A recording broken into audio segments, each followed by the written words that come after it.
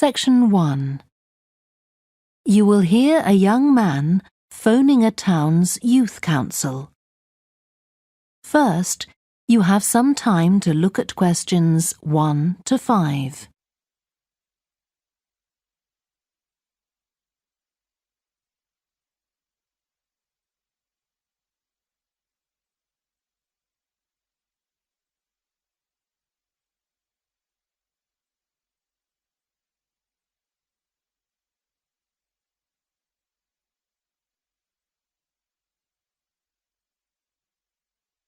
You will see that there is an example that has been done for you.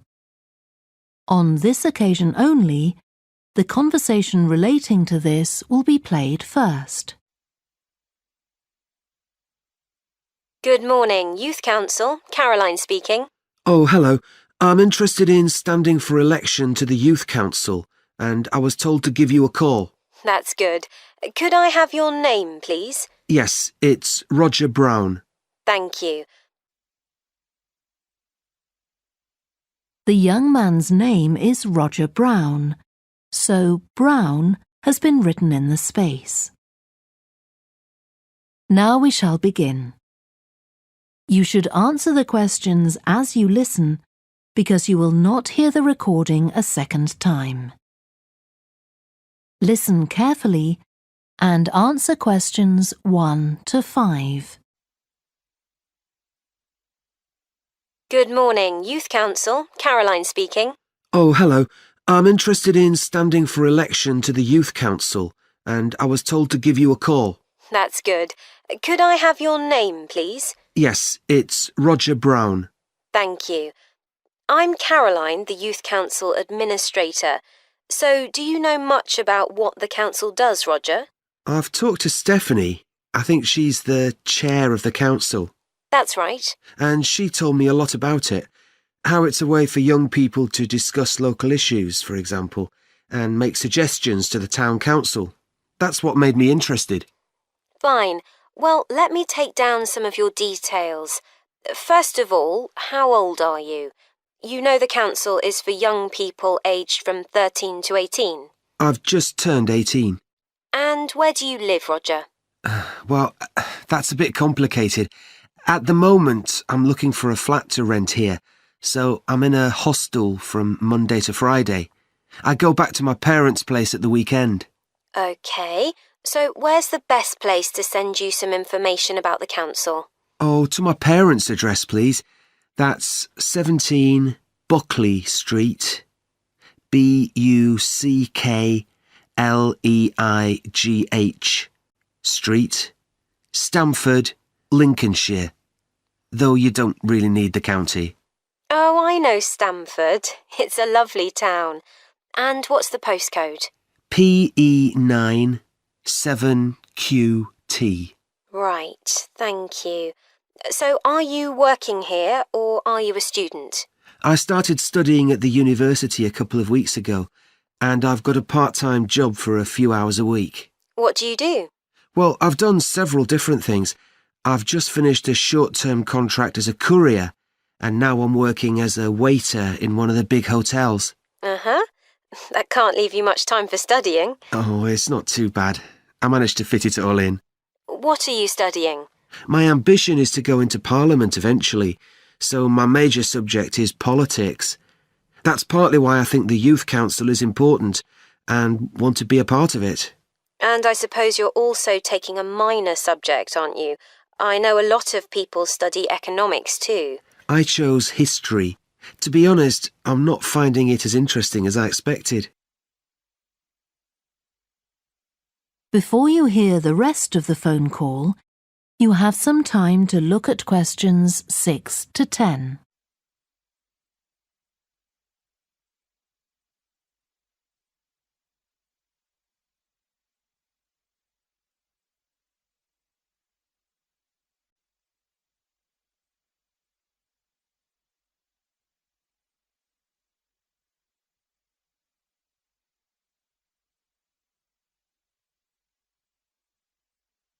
Now listen and answer questions 6 to 10. OK, so with your studying and your part-time job, do you have time for any other interests or hobbies? Well, I spend quite a lot of time cycling, both around town to get to university and to work, and also long distance, from here to London, for instance. That's pretty impressive. Anything else? For relaxation, I'm also keen on the cinema. I used to go at least once a week, but I can't manage to go so often now. Right. Are you sure you'll have enough time for the Youth Council? Yes, I've worked out that I can afford to reduce my hours at work, and that will make the time. So is there any particular aspect of the Youth Council's work that appeals to you, Roger? Well, my sister is blind, so I'm particularly interested in working with disabled young people to try and improve the quality of their lives. That's great.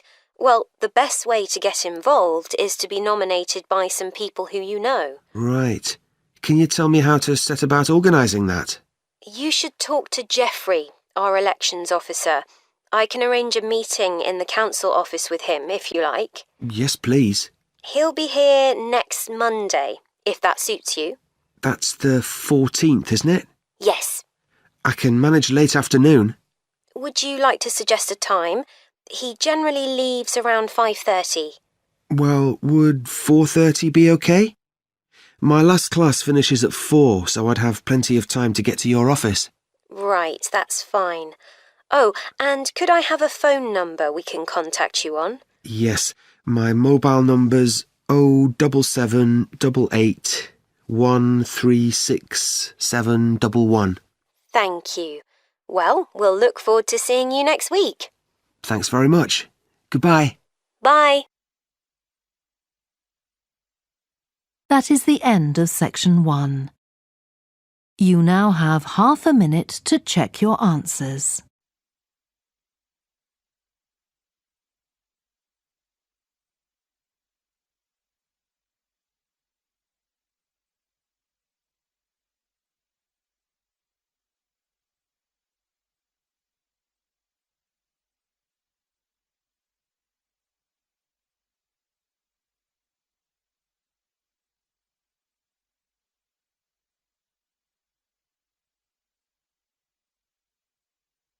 Now turn to section 2. Section 2. You will hear a woman who works in a theatre talking to 2 new staff members on their first day of work. First, you have some time to look at questions 11 to 16.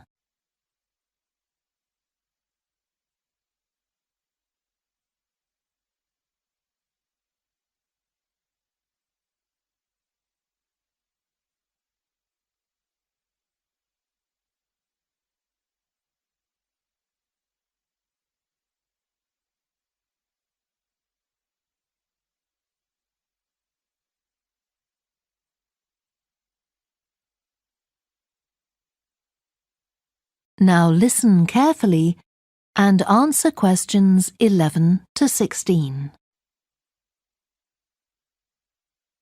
Hi, great to see you.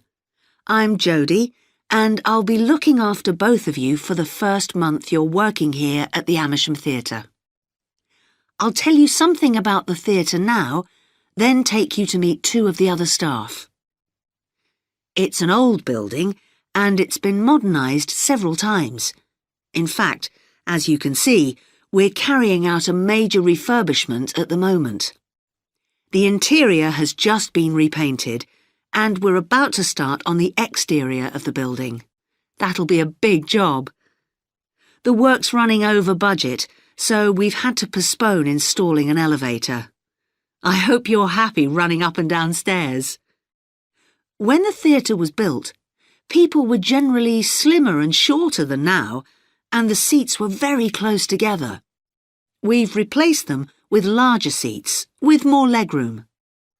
This means fewer seats in total, but we've taken the opportunity to install seats that can easily be moved to create different acting spaces. We've also turned a few storerooms over to other purposes, like using them for meetings.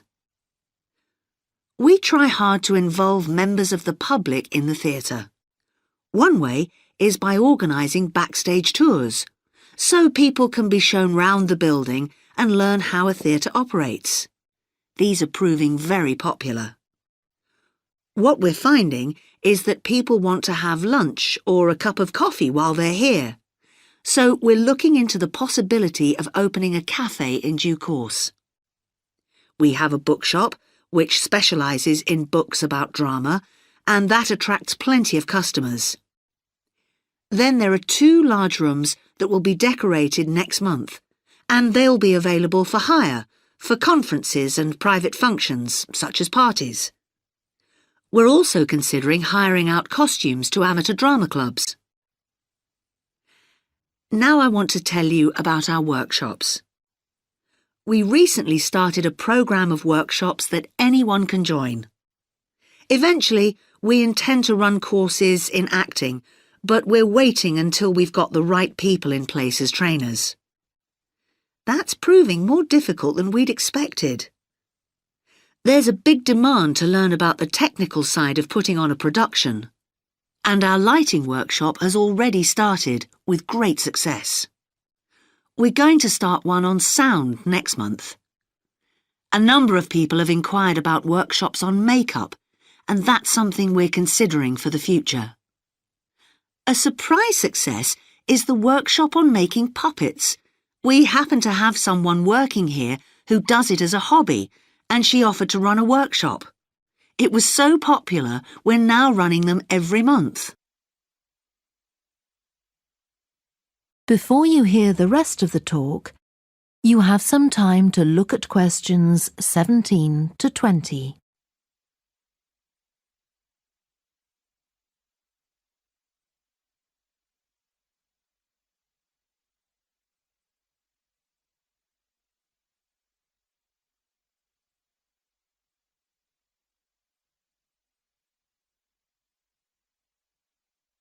Now listen and answer questions 17 to 20. Now, a word about the layout of the building. The auditorium, stage and dressing rooms for the actors are all below ground level. Here on the ground floor, we have most of the rooms that the public doesn't see. The majority are internal, so they have windows in the roof to light them. Standing here in the foyer, you're probably wondering why the box office isn't here, where the public would expect to find it. Well, you might have noticed it on your way in. Although it's part of this building, it's next door, with a separate entrance from the road. For the theatre manager's office, you go across the foyer and through the double doors. Turn right, and it's the room at the end of the corridor, with the door on the left. The lighting box is where the computerized stage lighting is operated, and it's at the back of the building. When you're through the double doors, turn left, turn right at the water cooler, and right again at the end. It's the second room along that corridor.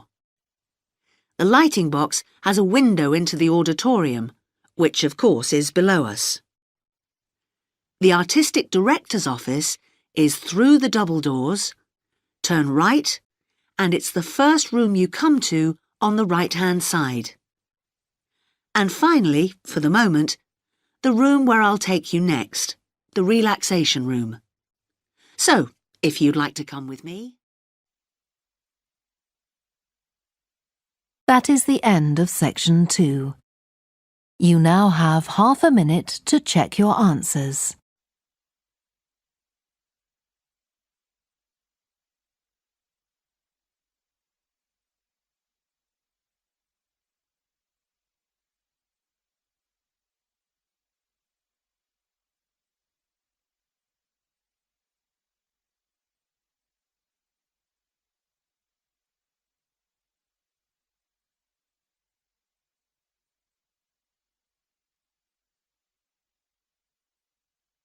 Now turn to section 3.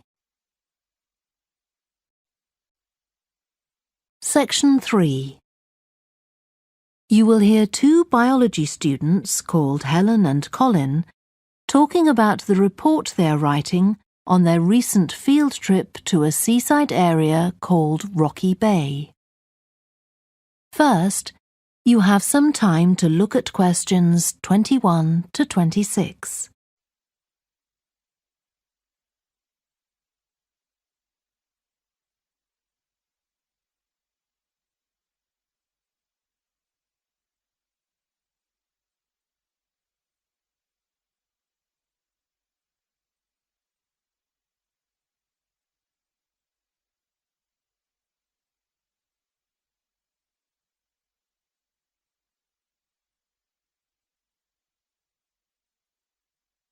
Now listen carefully and answer questions 21 to 26.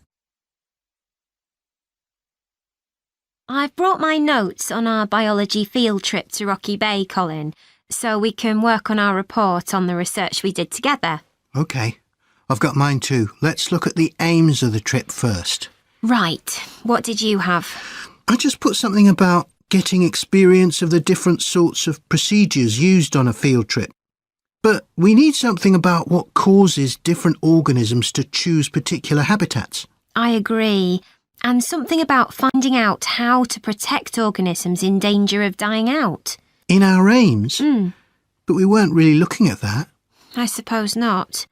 OK, now there's the list of equipment we all had to bring on the field trip. What did they tell us to bring a ruler for? It was something about measuring the slope of the shore. But of course we didn't need it because we were measuring wind direction and we'd brought the compass for that. But not the piece of string to hold up in the air. Didn't Mr. Blake make a fuss about us leaving that behind? Yeah, he does go on. Anyway, it was easy to get one from another of the students. Now, the next section's the procedure. I sent you the draft of that. Yeah, it was clear, but I don't think we need all these details of what time we left and what time we got back and how we divided up the different research tasks. OK, I'll look at that again. Then we have to describe our method of investigation in detail. So let's begin with how we measured wave speed. I was surprised how straightforward that was. I'd expected us to have some sort of high-tech device, not just stand there and count the number of waves per minute. Not very precise, but I suppose it was good enough. But the way we measured the amount of salt was interesting. In the water from the rock pools? Yeah. Oh, I wanted to check the chemicals we used in the lab when we analysed those samples. Was it potassium chromate and silver nitrate? That's right. OK. And we need the map of the seashore. You just left that to me. And I had to do it while the tide was low. Well, that was OK, but the place I started it from was down on the beach. Then I realised I should have gone up higher to get better visibility, so I had to start all over again. But at least I'd got the squared paper, or I'd have had problems drawing it all to scale. Yeah, it looks good.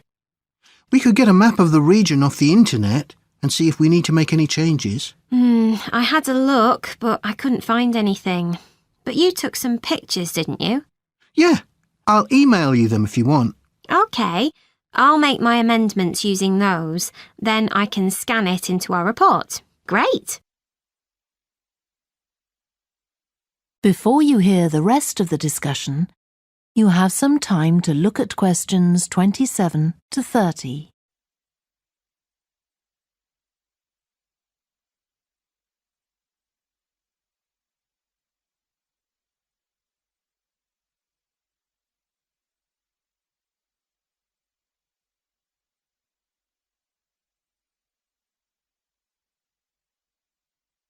Now listen and answer questions 27 to 30. Now, when we get to our findings, I thought we could divide them up into the different zones we identified on the shore and the problems organisms face in each zone.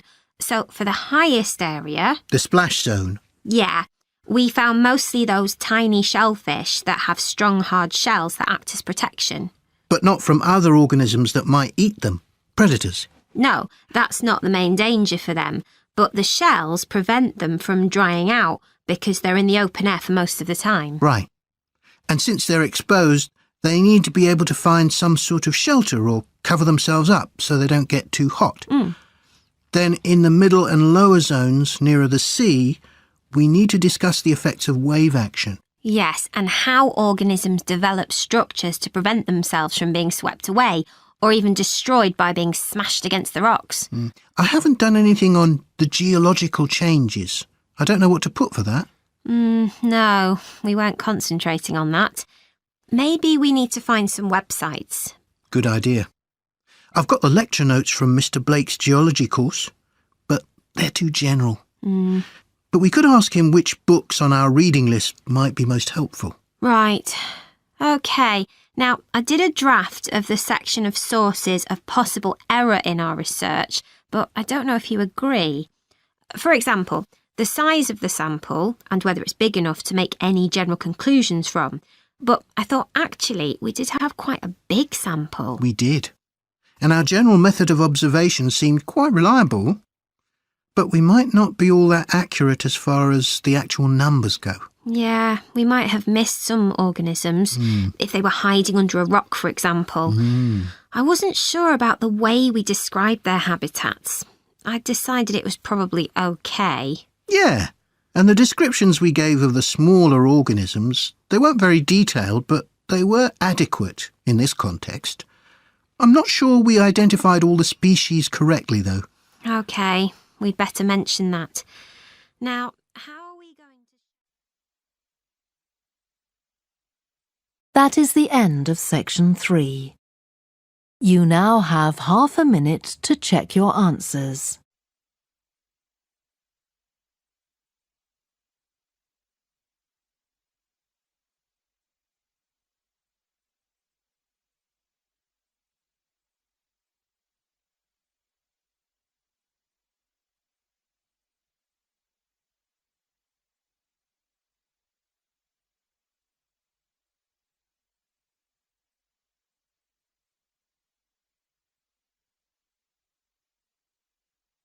Now turn to section 4.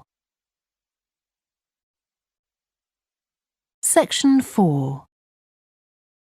You will hear part of a lecture to students of architecture about the design of a public building. First, you have some time to look at questions 31 to 40.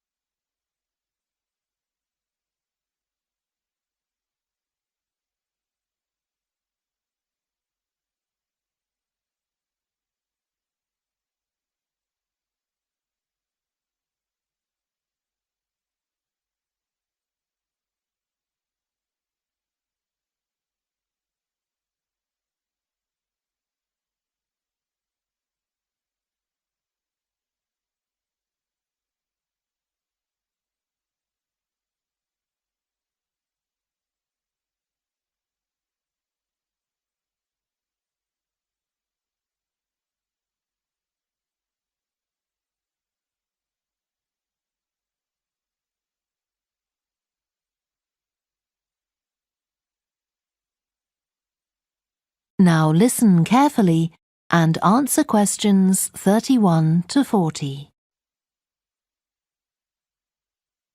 We've been discussing the factors the architect has to consider when designing domestic buildings. I'm going to move on now to consider the design of public buildings, and I'll illustrate this by referring to the new Taylor Concert Hall that's recently been completed here in the city. So, as with a domestic building, when designing a public building, an architect needs to consider the function of the building. For example, is it to be used primarily for entertainment, or for education, or for administration? The second thing the architect needs to think about is the context of the building. This includes its physical location, obviously, but it also includes the social meaning of the building. how it relates to the people it's built for. And finally, for important public buildings, the architect may also be looking for a central symbolic idea on which to base the design, a sort of metaphor for the building and the way in which it is used. Let's look at the new Taylor Concert Hall in relation to these ideas. The location chosen was a site in a run-down district that has been ignored in previous redevelopment plans. It was occupied by a factory that has been empty for some years. The whole area was some distance from the high-rise office blocks of the central business district and shopping centre, but it was only 1 kilometre from the ring road. The site itself was bordered to the north by a canal which had once been used by boats bringing in raw materials when the area was used for manufacturing. The architect chosen for the project was Tom Harrison. He found the main design challenge was the location of the site in an area that had no neighbouring buildings of any importance. To reflect the fact that the significance of the building in this quite run-down location was as yet unknown, he decided to create a building centred around the idea of a mystery, something whose meaning still has to be discovered. So, how was this reflected in the design of the building? Well, Harrison decided to create pedestrian access to the building and to make use of the presence of water on the site. As people approach the entrance, they therefore have to cross over a bridge. He wanted to give people a feeling of suspense as they see the building first from a distance and then close up. And the initial impression he wanted to create from the shape of the building as a whole was that of a box. The first side that people see, the southern wall, is just a high, flat wall uninterrupted by any windows. This might sound off-putting, but it supports Harrison's concept of the building, that the person approaching is intrigued and wonders what will be inside. And this flat wall also has another purpose. At night time, projectors are switched on, and it functions as a huge screen onto which images are projected.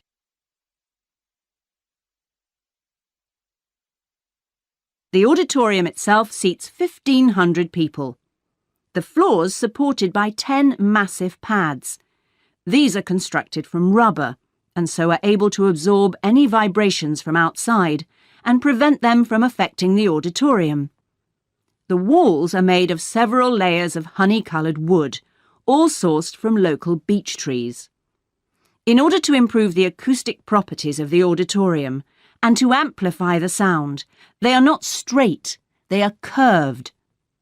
The acoustics are also adjustable according to the size of orchestra and the type of music being played.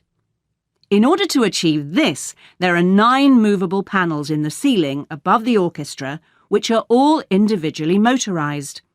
And the walls also have curtains, which can be opened or closed to change the acoustics. The reaction of the public to the new building has generally been positive. However, the evaluation of some critics has been less enthusiastic. In spite of Harrison's efforts to use local materials, they criticise the style of the design as being international rather than local, and say it doesn't reflect features of the landscape or society for which it is built. That is the end of section 4. You now have half a minute to check your answers.